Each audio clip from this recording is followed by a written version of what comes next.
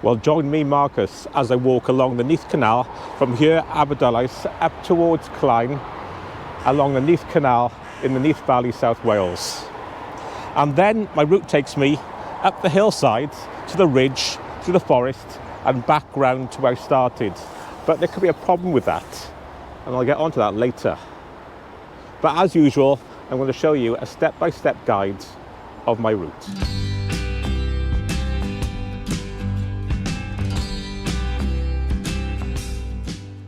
So the walk itself is about 5.5 miles. That's about 9 kilometers in length and should take you about 2 hours.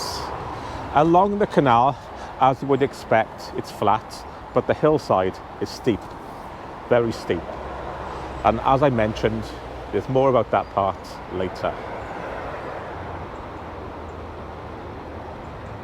Well, I'm starting here alongside the Neath River by the old aqueduct and just by the busy A465. You probably can hear the cars in the background.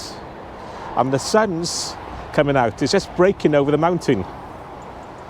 So where to park?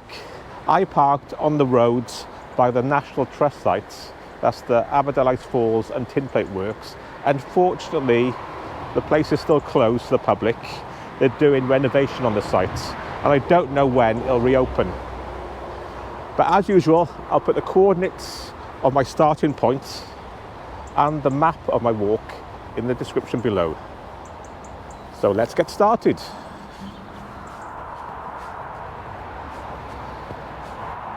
Oh, the sun's bright now. Not complaining, it's cold though. Before I leave Aberdulais, this walking channel, I normally just show you the route and the beauty of the area. But before I do leave, I have to mention the canal system here. The canal came down the valley, across the Neath River, across the aqueduct, then it continued that way towards Swansea. But there was a junction here, and there's another branch that went over towards Britain Ferry. So we're going up the valley, up the Neath Valley, towards Resolven. Anyway, let's get going. So you walk over the canal, then under the railway bridge to the main road.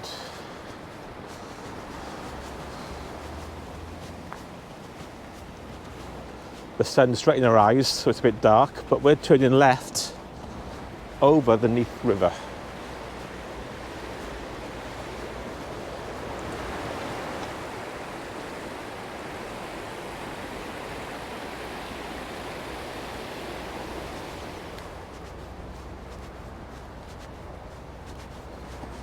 So after you cross the river, you pass a sign saying welcome to Tonner on your right. Then 20 yards down the road, there's this greenhouse. And as we go past this, there's a sign saying Aberdulais Basin. And we follow that.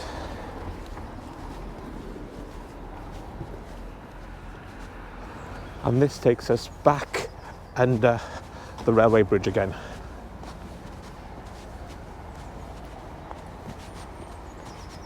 So basically, we're just across from where we started.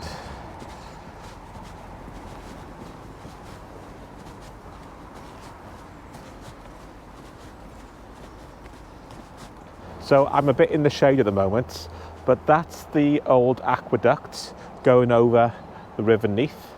And just over there, in the sun, that's where we started. So basically, we've gone round this area a few hundred yards. So now we head upwards along the Neath Canal. So when you come through the arch, to the left is the aqueduct, and we take a right past the Aberdulais Basin, over a bridge, and then it's pretty much straight alongside the canal, and the canal will be on your right. So this is the basin, and we're going to go over a bridge and join the canal.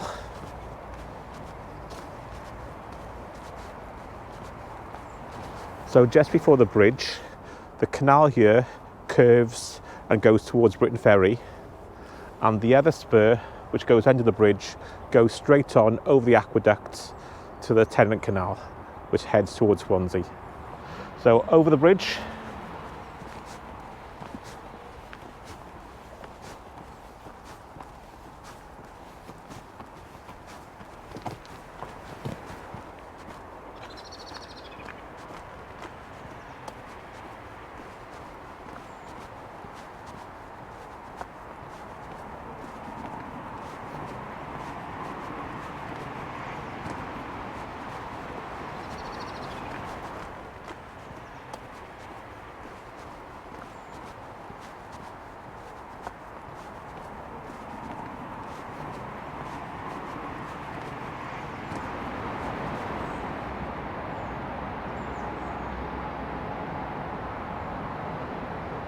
Well, I don't know if you can see on camera, the canal is not in use.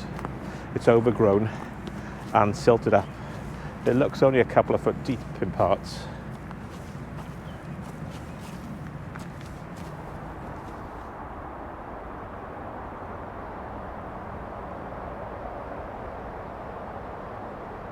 Well, people often ask, when do I do these walks? Well, this one, it's Tuesday, I've got a couple of hours free, and it's 10 o'clock in the morning. But I mapped this out on a weekend, and on both occasions, it's been very quiet. I've only come across a handful of people. So I think even on the weekends, on busier days, it's still very quiet.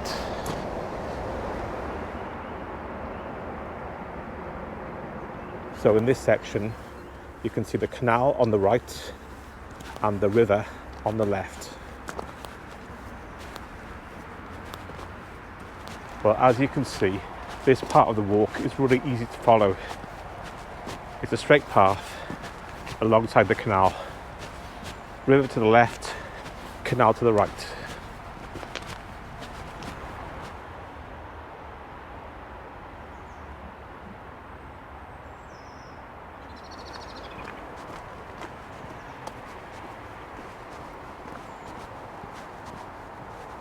The only slight downside about this walk is the noise of the A465, the main road to your left. But there again, that was built the same reason the canal was built. It's a major route up to the valleys.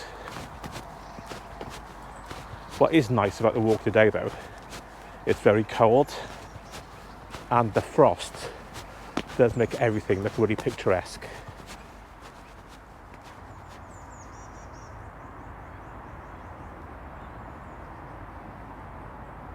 The canals are actually all iced up in this section.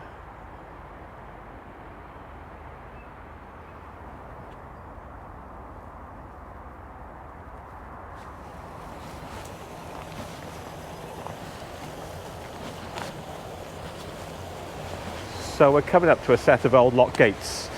Let's take a look.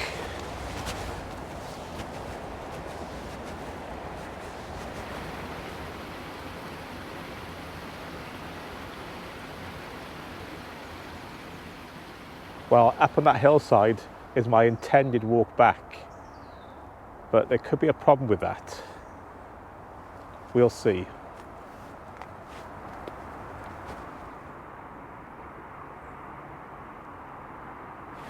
Well, we're coming up to some more locks and bridges.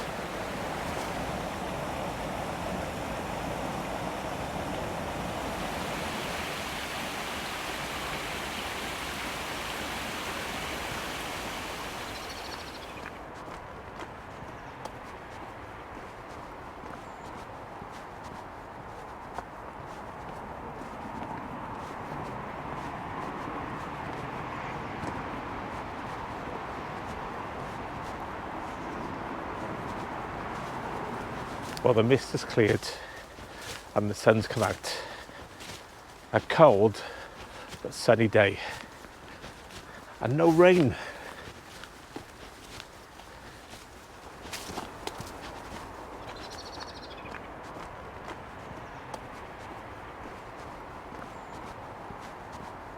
So how far up this canal do we walk? Well, we continue until we go back over the river. We go over another aqueduct, and then the path goes under the main road. So we go up the canal until that point.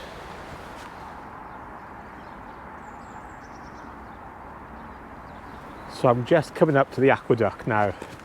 The canal's going to cross over the Neath River.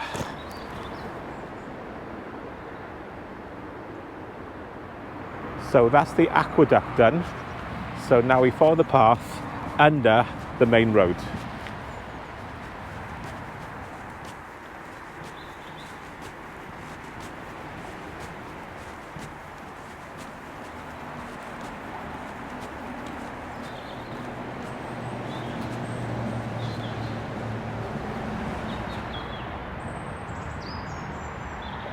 Well, the sun's really bright now. Anyway, at this point you have a choice. You can either walk back the way we came, back to Aberdulais, or you can continue up here a bit more, then come back the way you came, or you can follow my route I'm going to take now, which I do not recommend. I found this in an old guidebook, and the path is marked with a sign up there, but it's really overgrown, quite dangerous and very steep. So I'm going to take you with me to show you, but personally I don't recommend doing it at the moment until it's cleared. So let's go take a look. But if I was doing it at the moment, you want a nice leisurely walk, I would walk up here a bit more and back along the canal. But anyway, let's go the stupid route. Follow me. So the canal path continues. So if you want to extend your walk on the flat, just follow it. But I'm going to the left and up the hillside over there behind the bushes. That's where the footpath continues, but I'm going this way, up there.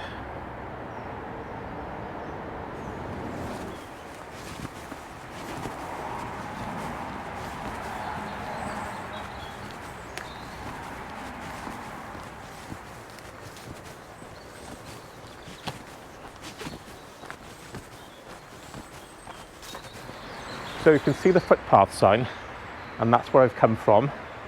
Then just about 20 yards to my right, across the road, there's another footpath sign, and that's where I'm going.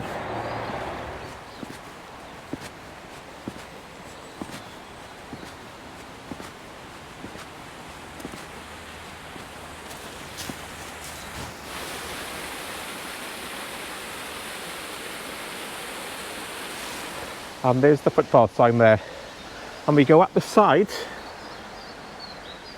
just along the edge of the road there.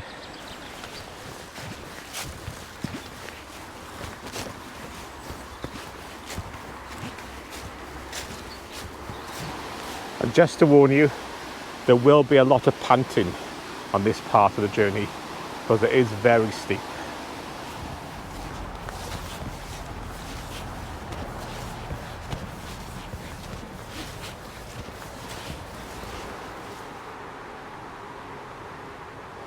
Well, there's still a defined path for the first 100 yards. Then you get to this. Completely blocked. A tree's fallen down, but the looks of it, quite a long time ago. And it's blocking the path. So we're meant to be going that way. But when I was mapping it out, I found a way to climb through there and around the side. But at the moment this path is completely blocked. Let's go and try and climb through. I can actually see broken branches where I broke them trying to climb through last time I was here. I need to get up there. Well, I made it. The holly bushes don't help. Next, it's back up here to rejoin the path. But the path ran down there, which is blocked, so I have to come up this part here to rejoin it. Whoa.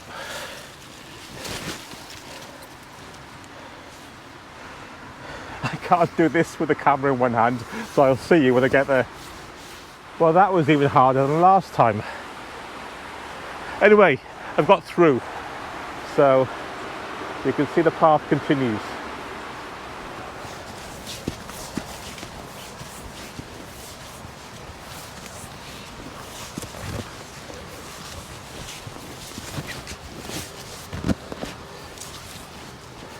So about 30 yards after that block, you come up and the path turns to your left.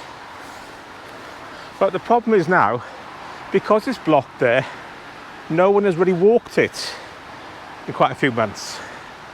So the rest of the path isn't that well defined, and it seems to be overgrown with brambles as well. So that'll be fun. This is why I didn't recommend doing it. Otherwise, it'd be a really nice walk.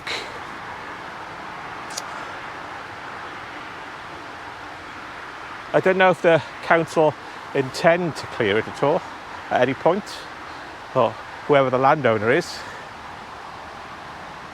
Anyway, let's get through these brambles.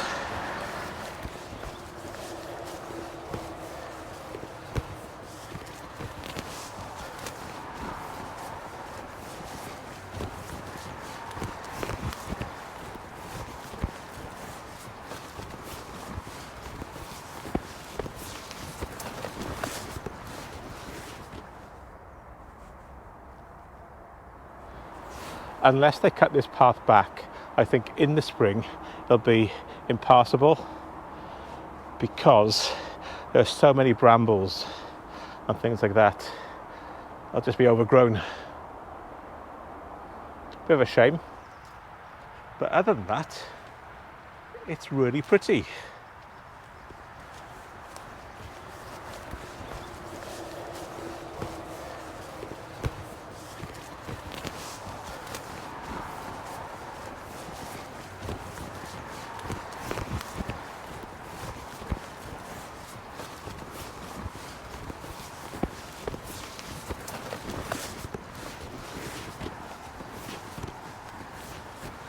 Right, the map I was following when I was doing this walk originally said to take a right and go up there. But because that section was so bad and the brambles were so thick, I'm carrying on. It clears the brambles and joins a country road which takes you down to the main road a bit sooner than you would if you went up the mountain. But it was so thick getting through here, I don't want to chance it going up there. So this way, through the woods. And you can already see the brambles do clear.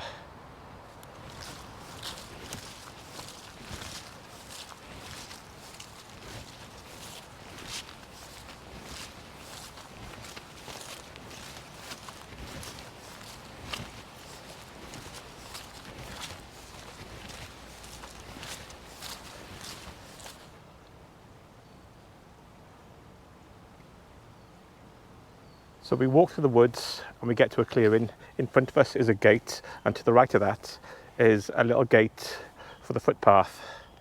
So that proves this was a dedicated footpath. It just hasn't been maintained. And after that, we get to a road and we follow the road to the left downhill.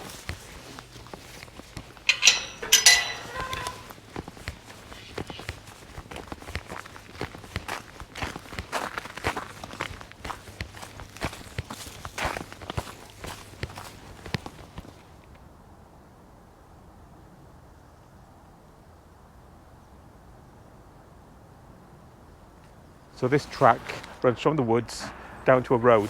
When we get to the road, we take a right and follow that for about a mile to where we parked in Aberdulais.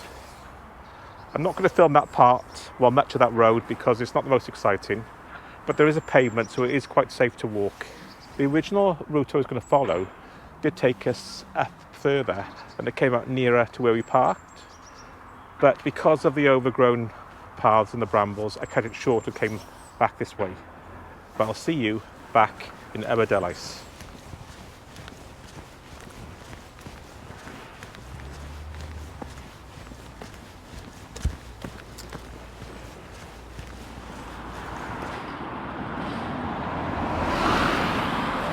So I'm just coming down to Aberdulais Falls now. The walk wasn't too bad. The sound you can hear is the busy A465. So I've now reached Aberdulais Falls and Tin Plate Works. Unfortunately, they're still closed. They've been closed for quite a long time now. Come on, National Trust, pull your finger out. Anyway, if I go around there, I may be able to get a better glimpse of the old Tin Plate Works and also the waterfalls.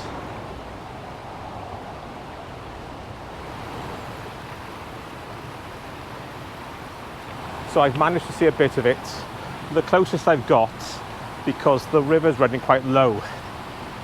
Anyway, let's go back to our starting point.